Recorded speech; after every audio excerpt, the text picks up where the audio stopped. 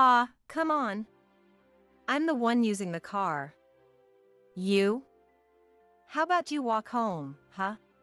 Starting the new year being bossed around, and now being told to walk home alone. The heartless man standing in front of me, embarrassingly, is my husband. And chuckling behind him? That's his mom and sister. You know the saying, like father, like son? Fits them perfectly. My name is Eleanor, and I'm 40 years old. I work part-time in an office. I live with my husband and daughter, Claire, who's in 8th grade.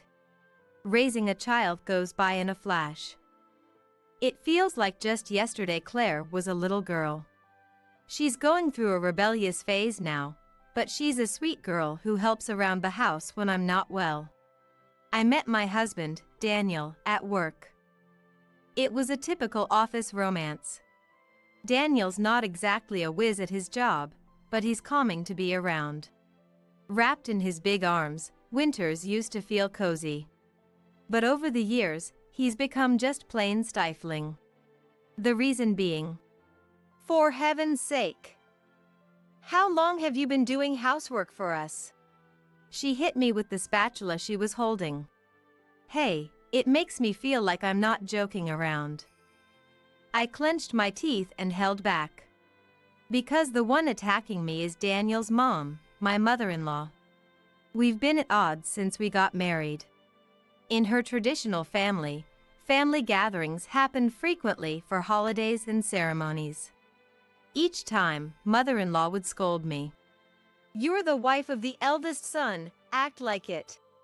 My problem isn't just my outdated mother-in-law. Hey, Eleanor. There's also my sister-in-law, who snacks on the fried chicken I prepared for everyone. Are you kidding me? I had a kilo of chicken. Is she a monster or what? I think it, but don't say it. My phone chirps with a notification. I glanced at it and couldn't stop laughing. What are you laughing at? Gross. Mom. Whenever I do something she doesn't like, she calls over my mother-in-law and I get scolded. That's how it's been at my in-laws' place. When I talk to friends, they say divorce is the only option. Of course, I've thought about it too. But Daniel, as unreliable as he is Claire's only father. I just have to endure a few family gatherings a year. Besides, it's not like I don't have any allies at these family events. My phone never stops buzzing during family nights. Hey, your phone keeps making noise. While stuffing his face, Daniel said this. By the way, he's on his 3rd serving of rice. Oh? Maybe it's notifications from Claire's class moms on social media. Huh, mom friends, huh? That must be tough. That was a lie. There is a mom's group, but this is something else. After finishing my chores, I sat down on the sofa to read the accumulating messages. Hey everyone, thanks for making it through another day. God, it was so cold today, wasn't it? Tell me about it. Our place must be the only one that's cold both in summer and winter. Speaking of which, Eleanor was such a pain to deal with today again, huh? Reading through the group chat, I couldn't help but chuckle to myself. This chat group includes me and Daniel's cousins' wives.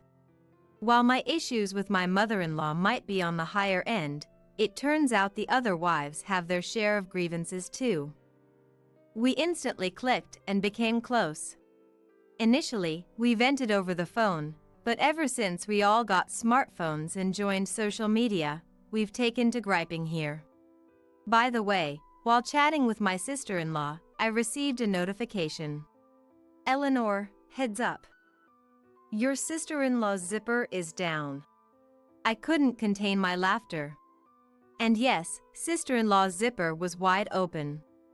I might not have been able to endure this on my own, but with these allies, it's probably one reason I haven't divorced yet. When I'm getting passive-aggressive comments from my mother-in-law and sister-in-law, Daniel just turns a blind eye. I once came home and tearfully said, Why didn't you stand up for me? I've been dealing with their snide comments all day. Daniel responded.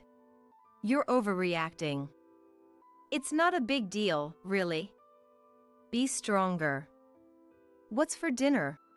He said it with such a dismissive look. The thought of divorce flashed through my mind, but our young daughter Claire adores Daniel. Daddy's belly is so soft and comfy. She'd say. I used to be like that too. I used to feel the same way about Daniel's big belly. I loved how he ate with such joy. But now, it just annoys me. I asked many times, why don't you lose weight? He always says, Claire likes my belly, and besides, obesity runs in my family. That's a lie. I've seen his relatives, only Daniel, his mom, and sister are obese. They're not just overweight, they're enormous, making rooms instantly feel smaller. Because of their massive size, the house is always freezing. In summer, the air conditioner is set to a chilly 64.4 degrees Fahrenheit. Feeling like we're in a freezer. In winter, as soon as sister-in-law complains, it's too hot, the heater gets turned off, and we all freeze. We all wear long sleeves even in the summer. But still, it's cold. Despite the cold, all three of them sweat profusely. Finally, a cold-sensitive relative shouted, Hey, what's the deal with this house? Why is it so cold? If you're going to complain, please leave. Mother-in-law responded, causing the room to empty out one by one. What era are they living in, talking about main and branch families? Of course, father-in-law would scold mother-in-law, but she would snap back. You're hardly ever home. Don't act like you're important. Sister-in-law joins in, and they both berate father-in-law, who ends up just letting it slide. I wished father-in-law would take a firmer stand, but the thought of being shoved aside by those large bodies sends shivers down my spine. My sister-in-law is over 40, single, and unemployed. Once upon a time, my sister-in-law, had a job. But she quit after finding out she was bullying a new employee who turned out to be the daughter of a major client. Now, she lives with her parents and doesn't work at all. She and her mom, my mother-in-law, live off her dad's money. When I married into the family, sister-in-law had already been unemployed for many years. She does want to get married and often goes to matchmaking events. But as far as I know, she's never had a boyfriend. She says, I come from a good family, so my future husband needs to earn at least $80,000 a year. She used to say $100,000, so maybe she's lowering her standards. But let's be real, she needs a reality check. We should look more realistic. Sister-in-law claims she's from a good family because her dad, my father-in-law, owns a business. But the business was actually started by his dad, and it's been struggling under father-in-law's management. It seems that grandfather-in-law had a knack for business, but that talent didn't pass down to father-in-law. Ever since father-in-law took over, the company's performance has been on a steady decline. I know all this because I work at the same company. That's where I met Daniel, my husband, who also works there in a decent position. Many of Daniel's cousins work there too. My parents also own a small business. It's just them and a few relatives, but they're doing okay.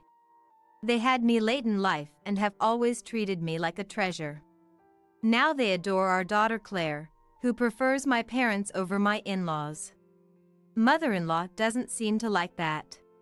Is Claire spending New Year's at your parents' again? Mother-in-law asks. Yeah. I reply. Daniel sighs and says, Don't you think that's weird?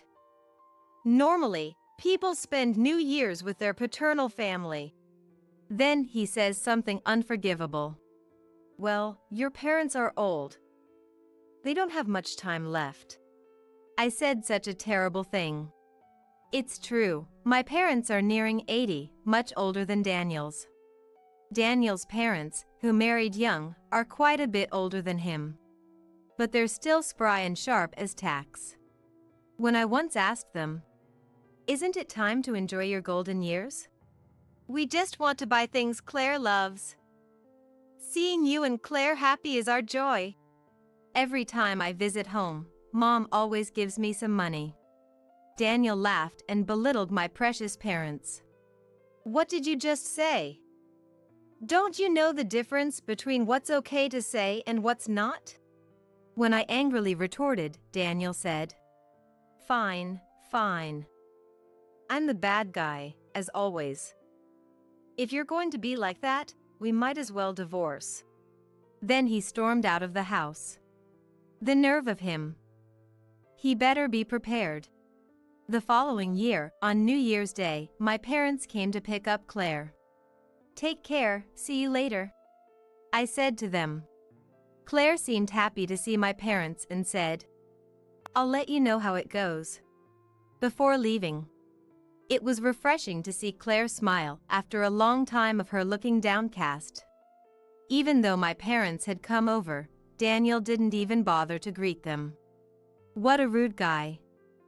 I felt utterly disrespected. After a while, Daniel came out of his room, and we headed to his parents' house. We haven't spoken since that incident. I don't understand why Daniel is mad, but I'm glad we're not talking. Lately, the only thing I've heard from him is, "Seconds, please." When I ignored him, he clicked his tongue and slammed the rice cooker shut. "Stop taking it out on objects," Claire chimed in. "Yeah, stop it." Only to be yelled at by Daniel. The atmosphere at home was terrible. As soon as we arrived at his parents' house, his mom, mother-in-law, said, "Oh, Claire is with the other family again this year? What kind of upbringing is that?" Daniel quickly threw me under the bus. "It's Eleanor's poor parenting. Sorry, Mom. You can tell a lot about a person by their upbringing. Hurry up, we're busy with cleaning and preparing meals." This house felt as cold as ever. Upon entering the living room, I greeted the relatives gathered for the new year. Sister-in-law was there, and as expected, she ignored me. Despite the cold, seeing sister-in-law in a short-sleeve shirt and shorts gave me chills. When Daniel sat down, one of the daughters-in-law said, "Here you go," and carelessly served him tea. Everyone was on my side because Daniel had been discussing all his actions in a group chat. Father-in-law was out, so he wasn't there. "Seriously. We're all gathered here because Charles said he has something to discuss." Mother-in-law was getting impatient. While shivering and eating, a 5-year-old cousin said, "It's cold in here." She turned on the heater. The next moment, sister-in-law yelled, "Don't touch things in other people's homes, you brat." She snatched the remote from the child and turned off the heater. Naturally, the child was shocked and started crying. "If you're going to cry, why don't you go home?" A grown adult, over 40, said this to a 5-year-old. The relatives were furious. "Apologize to my daughter, you worthless woman. We've been putting up with this for the sake of the family, but this is the last straw. We're never coming back. You and your family can go to hell." Sister-in-law, who hadn't expected such a backlash, started crying despite her age. Honestly, everyone was disgusted. "Hey! Why is everyone blaming my daughter? Don't you feel ashamed? If anyone has a problem, leave." This time, mother-in-law started yelling. "This family is insane. We're cutting ties with you." One by one, the relatives said this and left. The only ones remaining were Daniel, mother-in-law, sister-in-law, and me. The room felt even colder with fewer people. As I was shivering from the cold, mother-in-law said, What are you standing around for? The cleaning and meals are done, so you should leave too. Excuse me? I said, we're spending time as a family, so you should go. Annoyed, mother-in-law told me to leave, so I was happy to oblige. The moment I picked up my car keys, Daniel said, No, I'm using the car. You can, walk home? Daniel was unbelievable. He must be trying to annoy me because he doesn't like my recent behavior. They were all watching me, expecting me to cry, with smug smiles on their faces. Why don't you guys walk for a change? Oh, but with those bodies, that might be impossible. I won't be coming back here either. Goodbye. What? I said it with a big smile. Daniel and the others were speechless, their faces turning red. They were always timid around people other than family. I should have done this sooner. I felt lighter, as if I'd grown wings, and even breathing felt easier. As I was about to leave, father-in-law returned with someone. Oh, Eleanor, where are you going? It's unusually quiet here, father-in-law said, and the person with him greeted me. Eleanor, long time no see. Saying that, he called out to me refreshingly. It was William, my former brother-in-law, who had recently become the company president. I am not married. He was single and had been working overseas. He looked handsome, much like father-in-law. It had been years since we last met. William, it's been a while. Mother-in-law told everyone to leave, so they did. She also told me to walk home, so I'm about to do that. I said it matter-of-factly. Upon hearing this, both men looked at Daniel and the others with disgust. Is this true? Father-in-law asked in a low voice.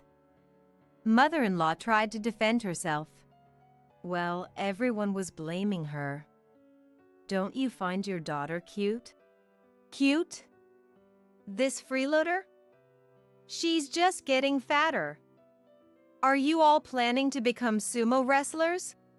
I'd never seen father-in-law so angry in the many years I'd been married into this family. I wished he'd scolded these hopeless people sooner. I even felt resentful toward him. Well, it doesn't matter to me anymore. I'm leaving now. And just so you know, I'm divorcing you. Do whatever you want. I glared at Daniel as I said this.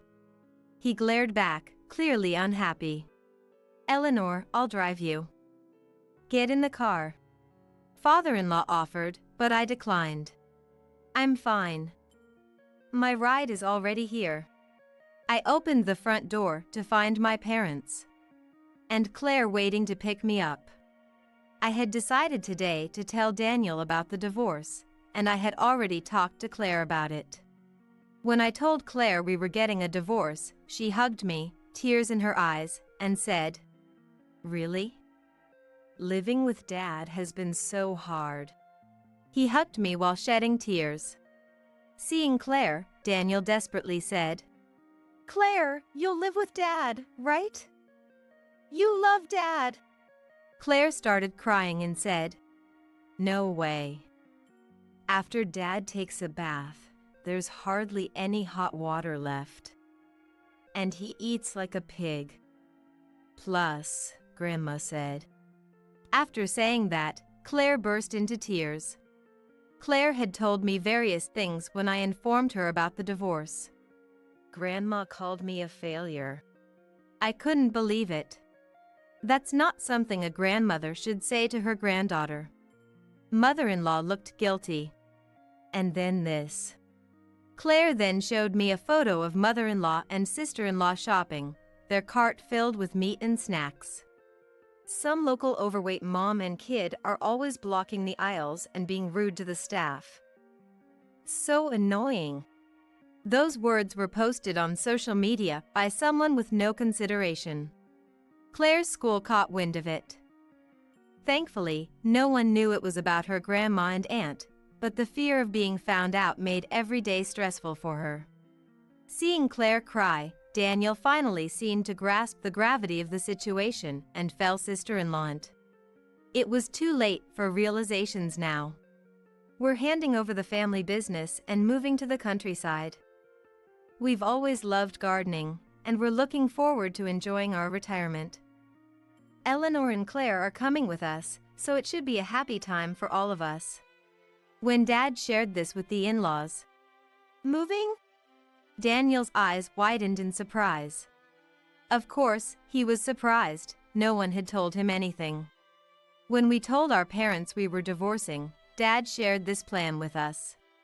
They had been thinking of moving back to the countryside where Mom grew up. They had already found a new home, and once they confirmed we were heading to the in-laws, they started moving our stuff. "I'm truly sorry." My father-in-law apologized. "Considering how Eleanor and Claire feel, we have no intention of forgiving you. Excuse us," Dad said, his eyes cold, and led us to the car. Later, I contacted my father-in-law to resign from my job. I had already discussed the divorce with a close colleague, so the transition was smooth. My father-in-law kept apologizing over the phone, but I cut him off, saying, "It's fine." I left the social media group with the other daughters-in-law as is. When I announced the finalized divorce, they all congratulated me and thanked me for my hard work over the years. Since the incident at the in-laws during New Year's, some had even improved their relationships with their mothers-in-law. I heard that little girl still occasionally cries, remembering what happened, but she's back to her old self and attending preschool. I'm truly relieved. As for my former in-laws, my father-in-law stepped down as the company president. The new president is my former brother-in-law, William. They gathered the family to announce this during New Year's.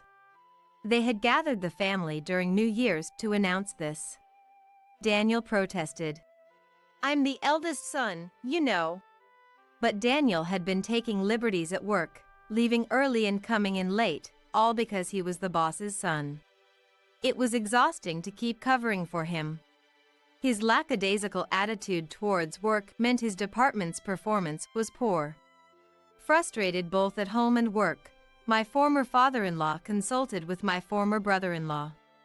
Turns out, he has some business acumen. The company's performance has been gradually improving. "Wait a minute. I never agreed to work." "Please use formal language at work, Zoe. I won't go easy on you just because we're family." My former mother-in-law and sister-in-law were told to earn their own living and started working at the company.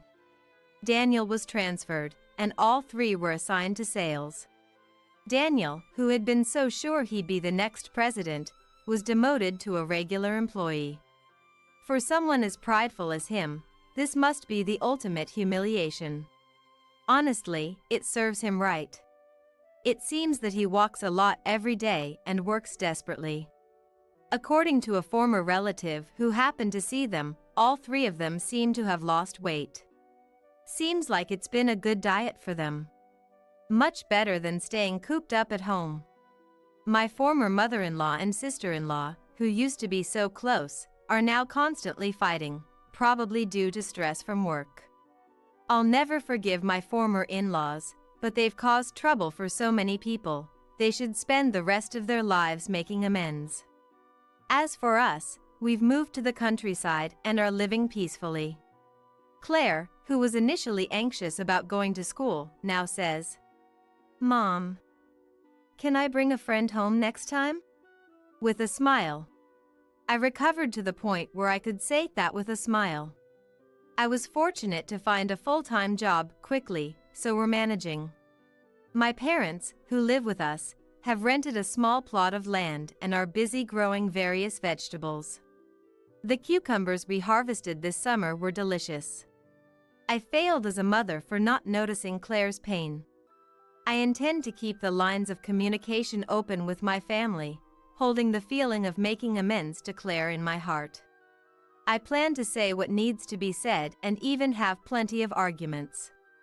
As a mother, I'm committed to cherishing my family from now on. Because I've been leading a self-indulgent life without looking after myself. Grace, the elderly woman I visited for home care, sighed as if she had known this was coming all along. The news had arrived that Grace's estranged son had passed away. Grace went back to her room and said, "Please, leave me alone for a while." I could faintly hear Grace sobbing inside the room, but I couldn't think of any words to comfort her. Having lost my son before, I knew from experience that no words of encouragement could touch the heart at such a time. I left a sandwich in front of her room and wrote a note saying, "Please eat a little, if you can." An hour later, Grace called me in. "Thank you for the sandwich. It was delicious." She had a bright face as if she had wiped away all her sadness. It seemed like she was putting on a brave face not to worry me.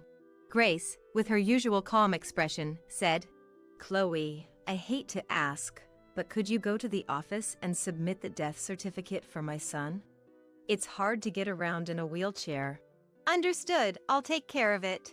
Having lost my own son, Stephen, just a year ago, I was more than willing to help. After completing the paperwork without any issues, Grace called me in again and said, "Chloe, you have really taken good care of me this past year. Thank you. But you don't have to worry about me anymore. You can stop coming from tomorrow. Today will be your last day." I felt a darkness envelop me. How am I supposed to raise my young grandson William from now on? My name is Chloe, in my 60s. Once, in my 30s, I dated a man named Thomas, and we had a son together. "We'll build a wonderful family together, the three of us." That was my promise, but somewhere along the line, everything went wrong. As soon as Thomas and I got married, his once kind demeanor completely changed. He started to vent his frustrations on Stephen and me when work didn't go well. Complaints about dinner being late, the child's crying being annoying, and lashing out at us over any little thing that didn't go his way. At first, I tried to endure it, but Thomas's behavior only got worse day by day. His outbursts became so uncontrollable that not even my voice could reach him, and I too started to feel cornered. "Enough is enough. I can't follow you any further. It's one thing for me, but I don't want Stephen to suffer the consequences." Wanting to protect young Stephen from the fallout, at 40, I decided to divorce Thomas. "Do as you please. If you think you can survive on your own, then go ahead." I understood Thomas's warning, but my desire to escape the harsh reality was stronger, so I took young Stephen and left the house. Stephen was just 6 years old then, barely starting elementary school. After finding a small, affordable apartment and finishing the move, can I really raise Stephen to be a fine person on my own? I watched the setting sun and wondered. But seeing Stephen's carefree smile made all those worries dissipate like fog. "Stephen, from now on, it's just you and Mom, but we'll make it through." And I promised. Stephen would amusingly share various events from school, and I never felt the hardship. I started working part-time at a supermarket to support us, and when I came home tired, Stephen would run up to me and massage my shoulders. "Thank you always. Stephen, you're really thoughtful and kind." "It's nothing. It's because you always work so hard for me, Mom." His words would instantly lift all the fatigue of the day. However, living on a part-time income only increased my anxiety about the future. Thinking about Stephen's school fees and entrance exams, it was clear that things would get financially tighter. So, I decided to boldly step into the caregiving profession. With an aging society, the demand for caregivers would only grow, and if I could get the qualifications, I wouldn't have to worry about food on the table. Convinced of this, I worked as a caregiver while acquiring various related qualifications. Even as Stephen entered his sensitive teenage years, he grew into the same pure-hearted child and started part-time work in high school. I didn't want to overburden Stephen, who was preparing for exams, but he would smile and say, "This is for my own good. Part-time work is part of learning about society. It will surely help me when I look for a job later." After graduating from high school, Stephen got a job at a small local factory. Around this time, Stephen had a fateful encounter with a woman. She was an office clerk at the same company, Isabella, who was 2 years younger than Stephen. "It's nice to meet you. My name is Isabella, and I'm dating Steven. I was convinced that she would be a good match for Steven and blessed their relationship from the bottom of my heart. Moreover, Isabella was 4 months pregnant with Steven's child. I'm becoming a grandmother already. So I joked. Reflecting on my past, I had Steven in my mid-30s, which was close to being a late pregnancy. The childbirth and parenting were quite challenging, considering they were still in their 20s. If you ever have any trouble, feel free to consult me. I won't hesitate to help in any way I can. I offered my support to the young couple, hoping they wouldn't have to endure the hardships I did. Thank you so much, Chloe. Isabella came to cherish me like her own mom. Especially since she had lost her parents just before her marriage, a time when she felt very vulnerable. Soon after getting married, Steven and Isabella rented an affordable apartment nearby. Half a year later, Isabella gave birth to a healthy boy. They named him William. William, it's your grandmother. Nice to meet you. I couldn't help but smile as I looked at William. I wonder who he resembles. Does he have Steven's nose? It's too early to tell, Steven said with a wry smile next to me, and the nurse laughed amusingly.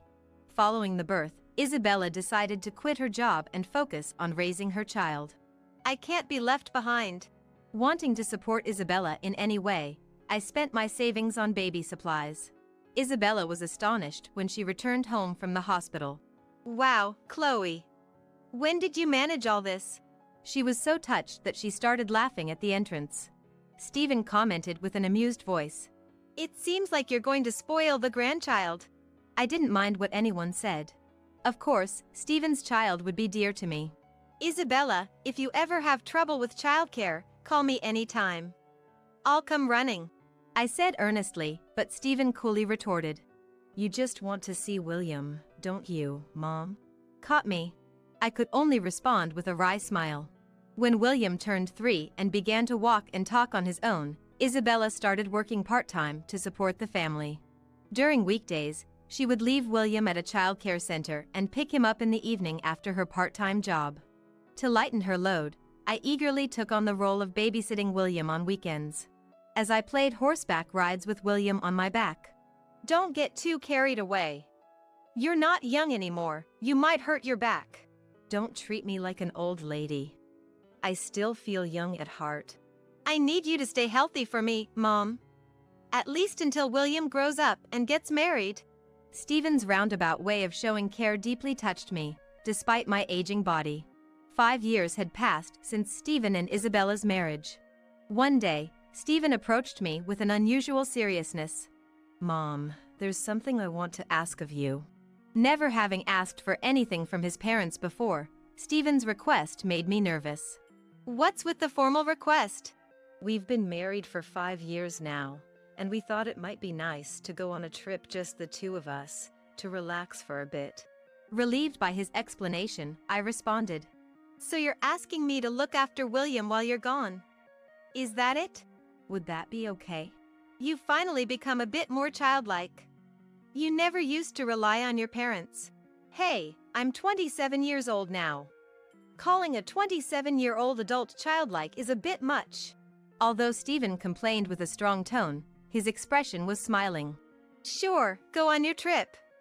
Take your time and enjoy yourselves. Thank you, Mom. I'll make it up to you someday. With those words, Steven and Isabella rented a car and went on their trip. However, I couldn't shake off a sense of unease that I couldn't explain. What is this anxiety? I hope nothing happens. That day, I had the day off from my caregiving job, so I could spend the whole day with William. I remembered that we had an old deck of cards in the back of the closet that I bought for Steven a long time ago. How about we play some cards? I want to play. William eagerly raised his hand in response. William quickly learned the rules of the game. You're so smart, William. You picked it up right away.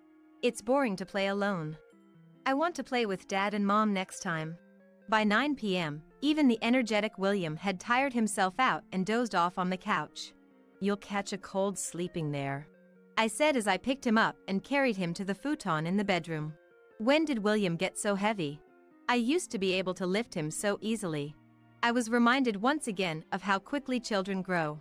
Just as Stephen said before they left, I have to live a long life, at least until William grows up and gets married. Thinking this, I gazed at William's face, now peaceful and asleep in my arms, wishing for this happiness to last forever. Then, suddenly, the phone rang. It was unusual for anyone to call me at 9 p.m. A bad premonition ran through my mind. Tentatively, I picked up the receiver, and it was from an unfamiliar regional hospital. The person on the other end spoke in a calm tone, methodically explaining the situation, but each word felt like a curse, darkening my vision. Excuse me, what are you saying? Stephen and Isabella are both in critical condition, unconscious. It's a dangerous situation that requires immediate attention. What's wrong, Grandma? William, sensing something unsettling in my somber expression, looked up at me worriedly. William, let's get changed quickly. After hurriedly dressing a sleepy William, without caring what I was wearing, I asked a neighbor to drive us to the hospital where Stephen and his wife were taken. Upon arriving at the hospital and walking down the dimly lit corridor of the emergency department, this way. The nurse led us to the ICU. Both were in the intensive care unit, motionless with tubes inserted in their mouths. Stephen! Stephen! No matter how much I called out, Stephen didn't respond, just like a doll. Mom! Mom! William also repeatedly called for his mom, but the response was the same. Eventually, without regaining consciousness, both their heartbeats stopped, and a moment of silence fell in the ICU. Breaking the silence, Stephen! I shouted the name of my beloved Stephen. In the end, both of them didn't make it. After calming down a bit, the local police hesitantly explained the situation of the accident. Unable to respond properly to a car driving the wrong way, this was the result. Their words swirled in my head, causing confusion. That night, Stephen appeared in my dreams smiling and waving at me. I was incredibly angry. You idiot. You told me to live a long life until William gets married, and what about you? Why did you have to go before me? I yelled at him over and over. I wanted to run to Stephen and hug him tightly, but his intangible body slipped through my arms. Eventually, Stephen took Isabella's hand and walked into the light, heading towards heaven. You two are really foolish. When I woke up, my cheeks were wet with tears. William gently wiped them away with his hand. Don't cry, Grandma. Being comforted by William, how foolish I am. I can't stay down forever. William. Dad and Mom are gone, but from now on, it's just you and me. Let's live our lives together, supporting each other. I still have things I must do. For the sake of raising the only family I have left, William, I switched to a better-paying home care job. I was dispatched through a referral to the mansion of an elderly woman in her late 80s named Grace Smith. She seemed to be quite wealthy as the mansion was spacious, but Grace was living there all by herself. I wonder what I'll do if she's difficult to deal with. The world she lives in seemed so different from mine, it was overwhelming. Even before entering, my anxiety only grew. But I can't afford to complain when it's all for William. I chided myself for wanting to whine. The mansion was too large for one person to live in, especially since Grace had been living in a wheelchair for many years. I sympathized with Grace, thinking how hard it must be to move around such a large house. The pathway leading to the entrance had a gentle slope and handrails installed. As expected of a wealthy person, the accessibility features were impressive.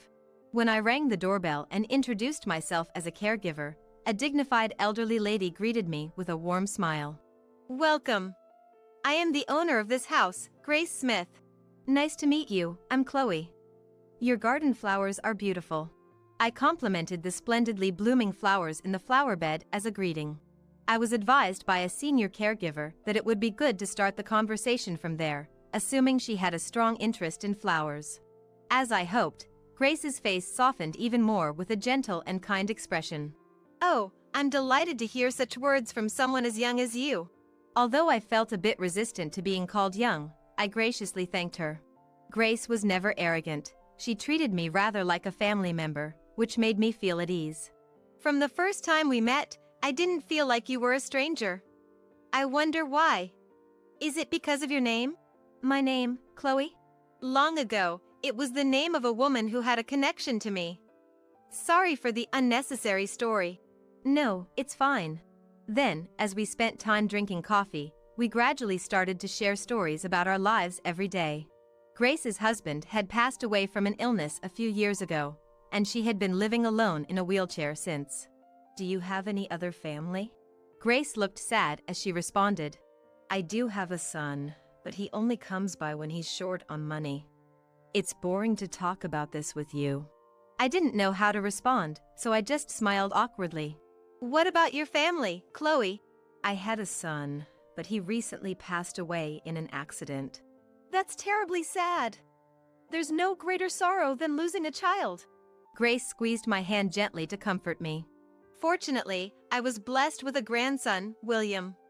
He's a 5-year-old boy, quite mischievous, but he's the reason I can find the strength to keep living. That's wonderful. Having someone precious to protect is a beautiful thing. It becomes a reason to live. Grace also said, If you'd like, bring him over sometime. It must be lonely for him to stay at home alone. Taking her up on her offer, I brought William over the next weekend. Upon seeing William, Grace narrowed her eyes. Oh, this child is. And tilted her head. Is there something about William? Grace laughed off in haste. No, nothing at all, dear. It's just that, as one ages, everything seems to remind one of the past.